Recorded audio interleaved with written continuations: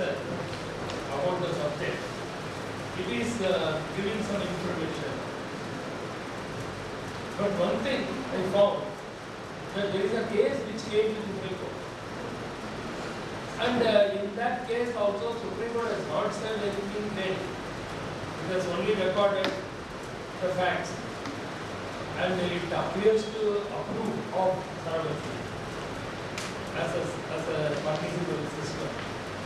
And there the Supreme Court goes to the extent of saying not only the married couple who are not having a child, but even a single person, a bachelor, even among homosexuals, one of the names, can go in for surrogacy and get a child. Supreme Court says that. This is one line. Therefore, we have to find out on account of the ramifications created by this critical gender. What is the position of girls in this country?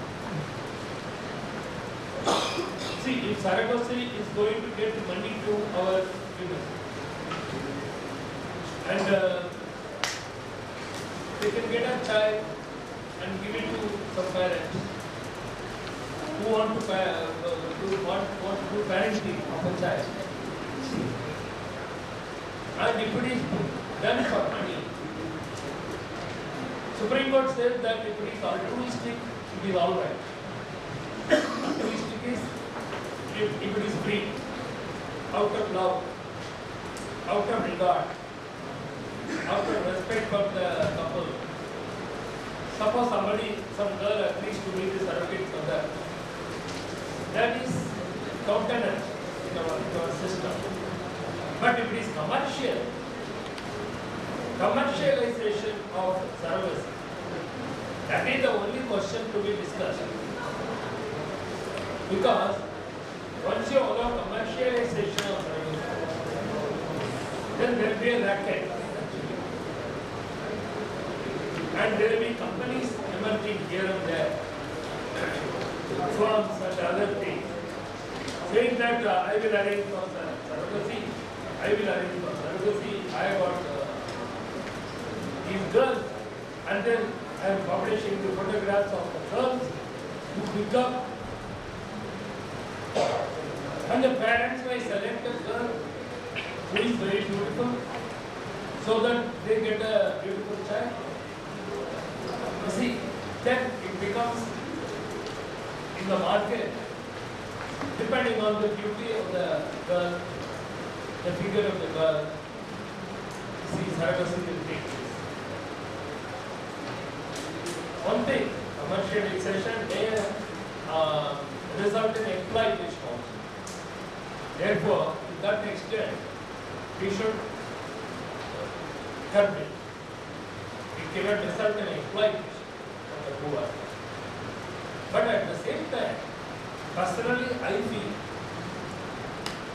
see, if parents can adopt, see, normally parents can adopt a child. Earlier I have seen, I am involved and associated with some orphanages in Delhi. And people used to come to the orphanage. Just look at the children. There will be about 40 to 50 children staying there. And out of them they will say, I want to adopt this boy, I want to adopt this girl. And then adoption was possible. Only thing is, there are 8 agencies they have to approve. And thereafter, when the matter comes before the district judge, if the district judge approves, then adoption takes place.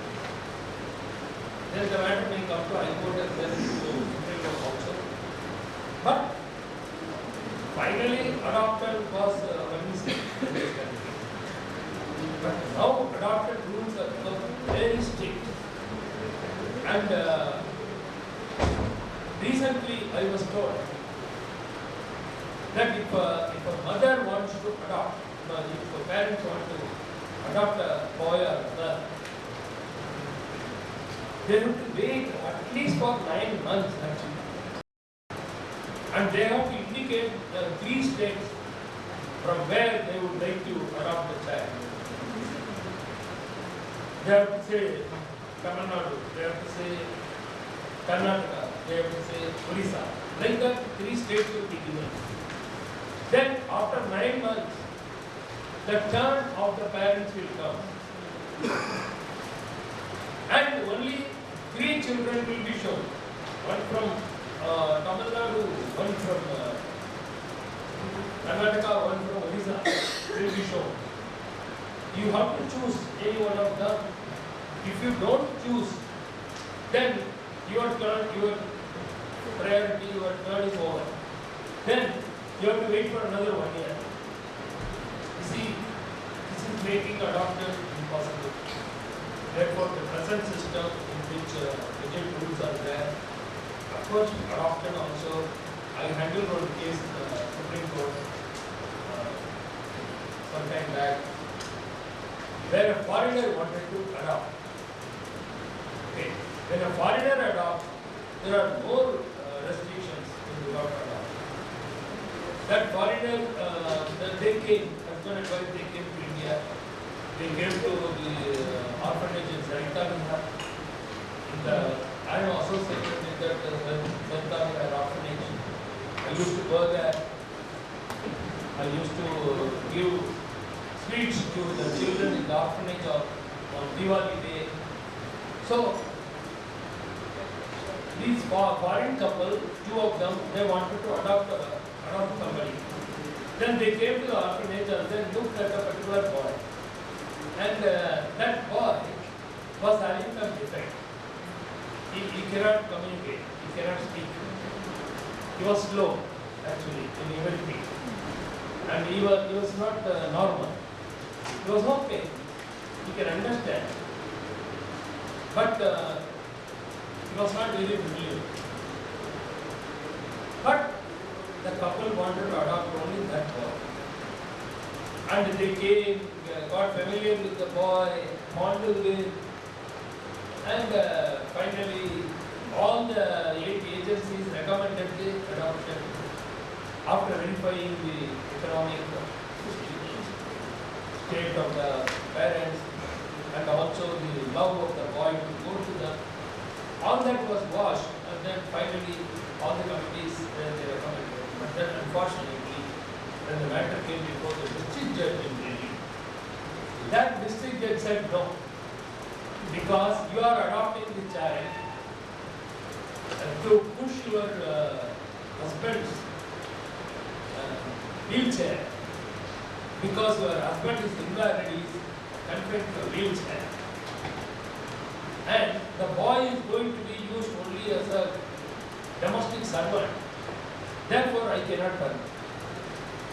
You see, all these aspects were verified by 8 committees. They noted that as far as the father is concerned, though he is confined to a wheelchair, in United States, the government have given 2 persons in ships to help the father, and they were doing it. They were giving the food. They were taking care of the father. And this assumption by the district judge that this boy will be used as a servant in the house is totally baseless. And on that basis, he rejected. Then when the matter came before the High Court also rejected. I don't know which judge rejected, I don't remember the name now. I don't think it is Justice Ravindra. He's not of that time. He's a very reasonable judge. And I knew him even long before he became a judge. And even as a lawyer, he was scrupulously following the ethics of a lawyer. And he was a very good lawyer actually. He used to appear in several matters. I used to watch. And I always admired, even as a lawyer. After becoming a judge, he is moving to be a very nice judge, very ideal judge. Always smiling. Went there and then watched. It's not a judge who will easily get angry. So it is not reasonable. Some other judge in the High Court agreed with that district judge, and the poor parents, though they made 4 trips to India to adopt the child. You see, the whole purpose of adoption is you must find a family for the child. Because orphans in Delhi, there are rules that certain orphanages cannot keep children who are more than 12 years old. Now what do you do with them? They will become ruffians. They will go away. Orphanage cannot take care. So many restrictions are there. Therefore, if they are adopted, then they get a family. And after all, these people wanted to adopt their boy. Then finally, when the matter came before the Supreme Court, I appeared. And then, out of the 2 judges, the present Chief Justice was also the two judge in that case. He was against the matter being effective. But then the deciding that and issued notice. Then they asked the parents to come to court. They came. Then the judges asked the lady, why do you want to adopt? Because the boy is slightly handicapped. You see, in India the problem is, if you want any family to adopt from an orphanage, earlier I am saying, now the rules are strict. Then they will go and then find out they would like to adopt only a boy, not a girl. Secondly, they would adopt only a boy who is having good complexion, like our Justice Ravindra.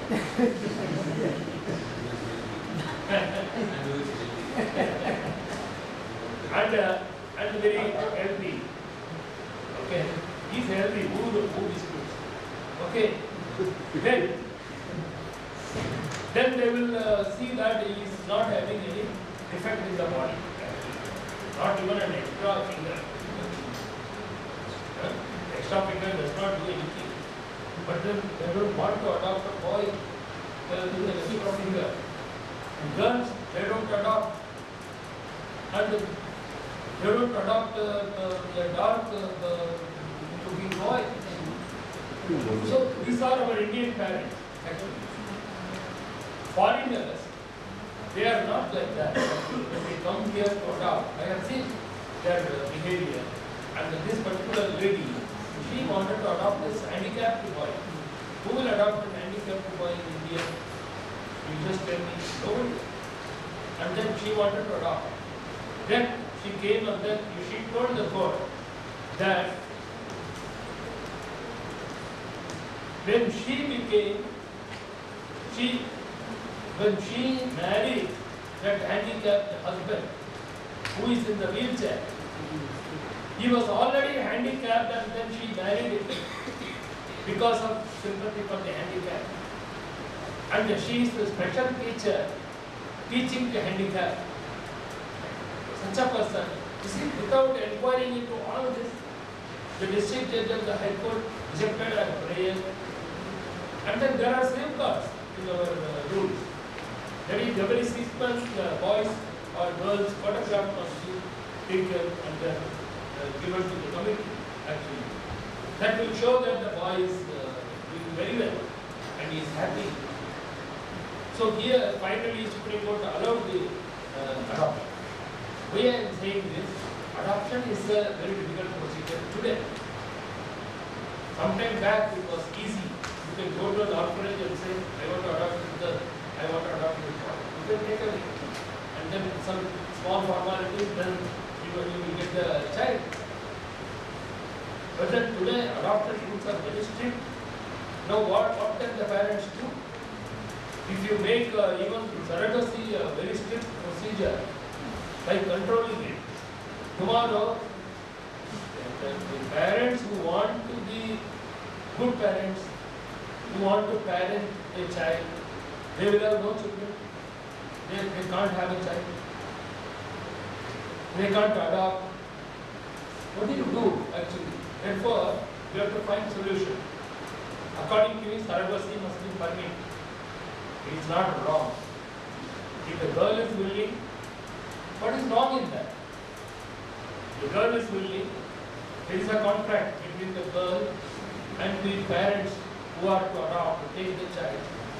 What is wrong in that? Only problem will be human problems. The surrogate mother being the real biological mother of the child. Because in Balarama's case, the biological mother was also Devaki only. Okay, that was a very different kind of surrogacy, where the child was already born inside, and then as an embryo it was taken out and then put in the womb of Romini. Therefore, when Romini gave birth to Balarama, he was really Devaki's child, but Romini only gave room to the child to develop inside. So that is a different kind of surrogacy. Now, the girl herself, her own egg interacts with the seed of the man, and then she gives birth to a child. And then it will be a human problem thereafter, because the surrogate mother will develop affection to the child, and she would like to meet the child. She will not just leave them to go to this place or that place and disappear totally. Maybe poor people may not bother, very poor people. They may agree for surrogacy, give the child and then forget about it.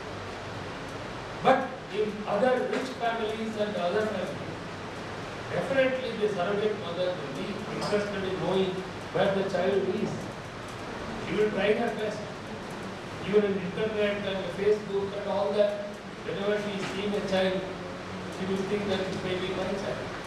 Like that, it is going to happen in future. This problem will be there.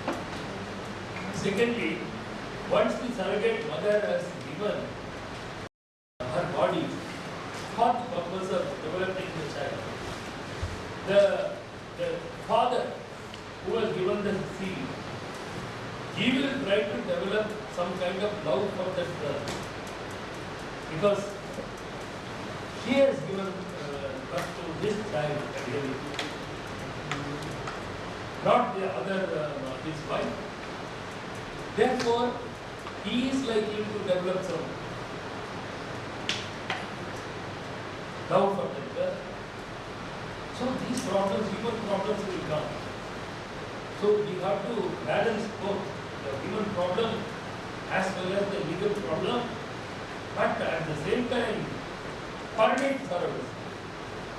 Permit a little more liberal adoption, so that our children, they get homes, and also parents, if they want a child, they get a child. So on one hand, you can't say that you can't have adoption, on the other, control even surrogacy, and then where the parents will go who want to have a child. Okay? So these are my views. I wanted to take them, and we will have a larger symposium later. And thank you very much for giving me this opportunity to be here.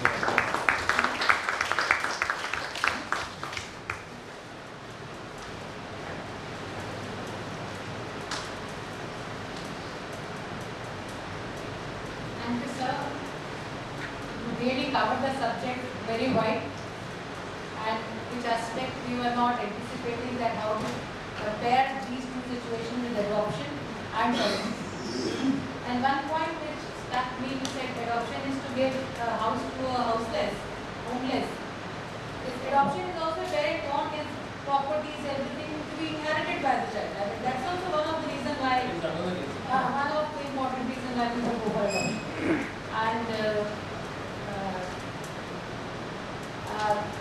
after having discussed the subject from different perspectives, I think Justice Ravindra Bhatt, Honorable Justice Ravindra Bhatt, would be throw the more light on the legal and other aspect. And one of the perspective which Justice Bhatt just now shared with me, surrogacy without intervention of any medical assistance. I mean that kind of a things. And we all go by Supreme Court has said this, law says so, this is the guideline. So I think we are lucky that we have with us Justice Honorable Justice Ravindra Bhatt. I request Honorable Justice Ravindra Bhatt to please.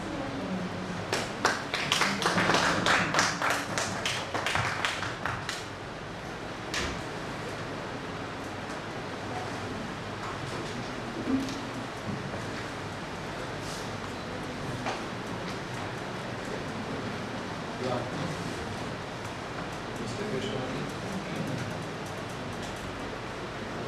Dr. Vinay Kohli, Mr. Gogna, and Mr. Kali. I'm delighted to be here and honored also. I think this is the third function in HDRI that I have been invited to speak in. And just last month I had occasion to deal with this topic. In fact, I suggested to Mr. Gogna that there was a very nice symposium across just in the next building, the Indian Society for International Law, who had a 3-day or 2-day seminar of this. Various law professors,